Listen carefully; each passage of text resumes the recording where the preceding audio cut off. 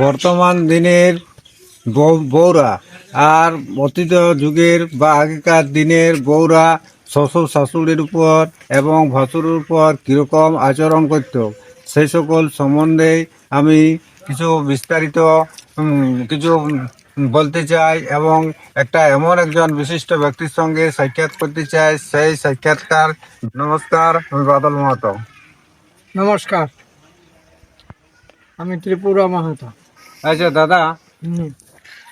আগেকার দিনের কিরকম বয়সের ছেলে মেয়েদের বিয়ে হইতো এবং মেয়েদের কিরকম ভাবে কত বয়সে বিয়ে হইতো এবং কেমন আচরণ করতো সেই সকল সম্বন্ধে তোমার কাছ থেকে আমরা কিছু শুনতে চাইছি।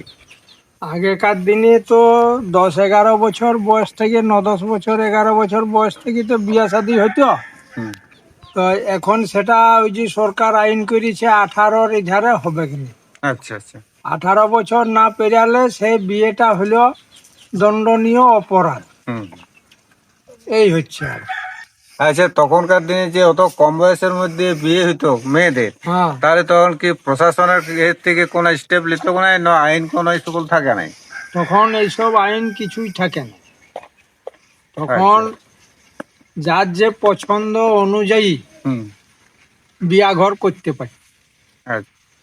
আচ্ছা, আমার ঘরে একটি মেয়ে আছে, তুমি দেখতে আলে, হুম। দেখতে আসার পর তোমার পছন্দ হলো, আমি ওইটিকে বৌমা করি। আচ্ছা, সেটা অনুষ্ঠান পাবে নাকি? সেটা অনুষ্ঠান ভাবে, সেটা এমনি কোনো যে ইয়া ভাবে তা লয়, আচ্ছা ভালোবাসায় যায় তা লয়। আচ্ছা। সেটা তখন অনুষ্ঠান ভাবেই বিয়া ঘরটা হইতো। তখন রেজিস্ট্রি ম্যারেজ তাইলে হইতো নাই? না, তখন রেজিস্ট্রি ম্যারেজ কিচ্ছু ছিল না। রেজিস্ট্রি ম্যারেজ তো এই ক বছর আগে তো উঠলো। আচ্ছা আচ্ছা। তাহলে তখনকার দিনে বউরা কিরকম শ্বশুর শাশুড়ির উপর আচরণ করতো এবং ব্যবহার করতো?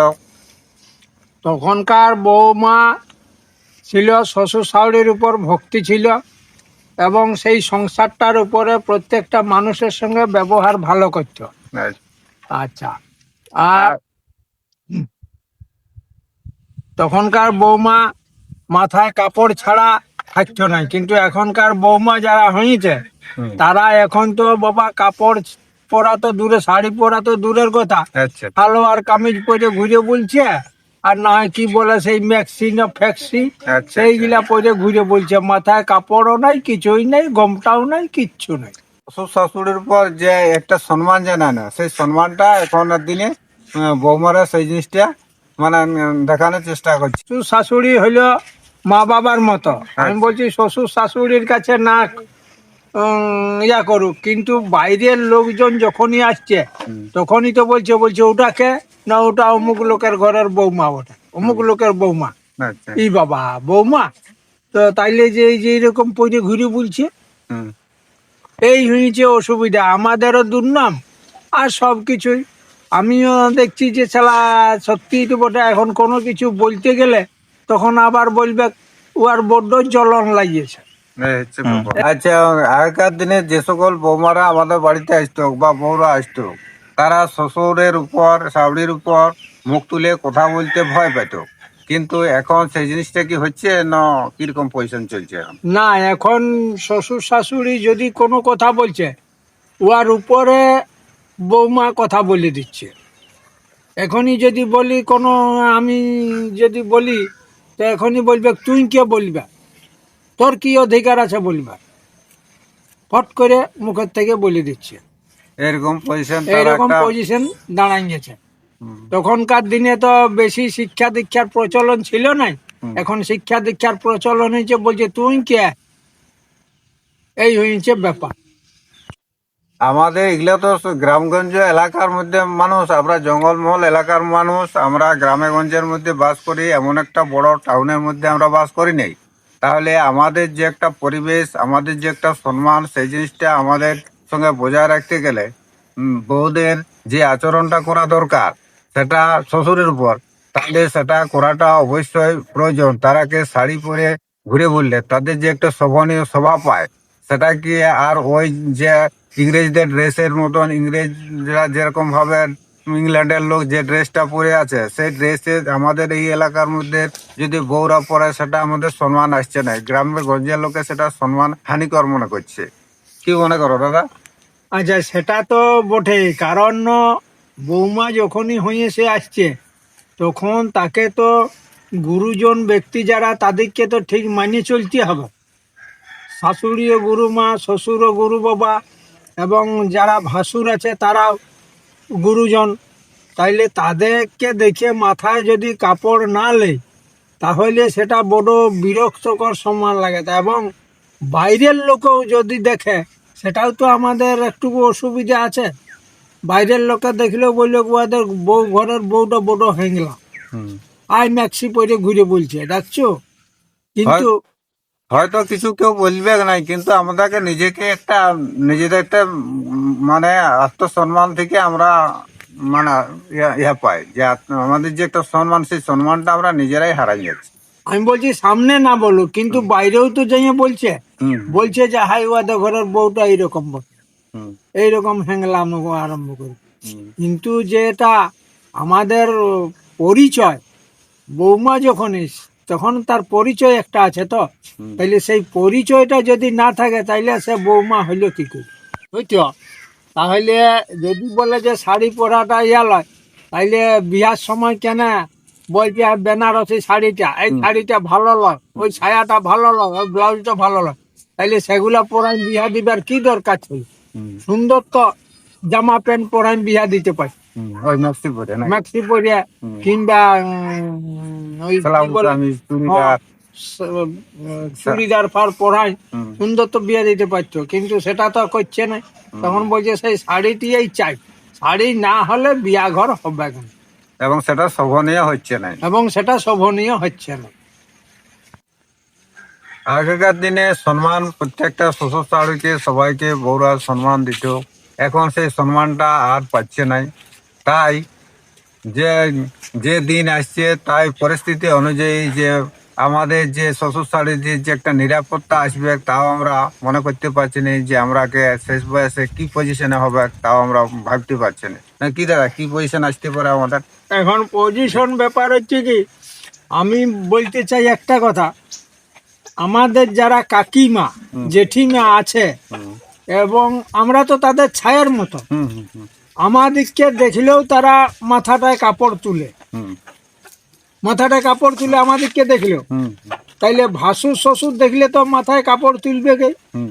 কিন্তু এখনকার বৌমা সেটা করতে চায় না, হুম। বলছে তুই কেন, তুই কে, বরং তোকে ছুঁয়ে চলে যাবে। হুম। বলছে কি, বলছে শ্বশুর হইলো বাবা, শাশুড়ি হইলো মা। আমি বলছি হ্যাঁ সেটা ঠিকই, হুম। আর ভাসুর হইলো দাদা, হুম। তার সঙ্গে হাতে হাতে লেনদেন হুম। সব কিছুই হচ্ছে। হুম। তাইলে পরে ভবিষ্যতে এখন কি যে হবে, হুম। এখন বর্তমান যুগে এইরকম চলছে, হুম। পরে ভবিষ্যতে কি হবে তার কোনো ঠিক নেই। সেইটাই। এখন 10 বছর পরে যে কি হবে হুম। সেটা বলা বড় মুশকিল। তাহলে শ্বশুর শাশুড়ি লাস্ট পর্যন্ত নিরাপত্তাই আসবে, কারণে তার কোনো ঠিক নেই। না, যা সেটা বুঝ- সেটা তাও যা হতে পারে। শেষকে আমরা খাইতেই পাবো না, নাই তারও কোনো ঠিক হ্যাঁ, নেই। শ্বশুর শাশুড়ি যে শেষ বেলা দুটি খাতে পাবে হুম। তারও কোনো নিশ্চয়তা নাই। আসলে ব্যাপার হলো কি, এখনকার দিনে তো কেউ তো কারো কথা শুনে নাই, হুম। সেই নিজের স্বামীর কথা ছাড়া শুনবে নাই। না হলে হুম। ওটা তো একান্ত প্রয়োজন। হুম। হুম। সে বাপের ঘরে যাইয়ে জামা পরে ঘুরুক, ফ্রক পরে ঘুরুক, হুম। হুম। আর ইয়া পরে ঘুরুক, ওটা আমরা কেউ দেখতে যাব না। হুম। কারণ সেখানে তো সে মেয়ে ছিল, ঠিক তো। কিন্তু আমাদের ঘরকে যখনই আসছে তখনই তো সে আমাদের বৌমা। হুম। তাহলে এই জিনিসগুলো যাতে না হয়, হুম। আমাদের গ্রামে গঞ্জে প্রত্যেকটা মানুষেরই একটু সম্মান, আত্মসম্মান বোধ যেমন থাকে। বাজারের কথাটা বাদ দাও, বাজারে বেহেল্লিক করলেও ঠিক আছে, হুম। হুম। কিন্তু আমরা তো আর সেই বেহেল্লিকটা করতে পারবো না। আর আমরা সাধারণ মানুষ, গরিব মানুষ, হুম। কারণ আমাদের তেমন কোনো টাকা পয়সা নাই যে 2-5 লাখ 10 লাখ টাকা দিয়ে বিটির বিহা দেব। হুম। যথা সাধ্য সেইভাবে আমরা কাজ করি। হুম। তাহলে আমি আমাদের একটি বৌমাকে একদিন উদাহরণস্বরূপ বলেছিলাম। আচ্ছা। বৌমাটি ম্যাক্সি পরি ছিল। আমি বলি, এ বৌমা একটি কথা বলবো তোমাকে। হুম। না, বলছে বলো। বলি দেখো বাবা, রাগ করবে না তো, রাগ করলে বলবো না, আর না রাগ করলে ঠিক আছে আমি বলবো কথা। আচ্ছা। আচ্ছা। না, বলছে বলো। আমি বলি তুমি তো এই ম্যাক্সি পরে ঘুরে বলছো, হুম।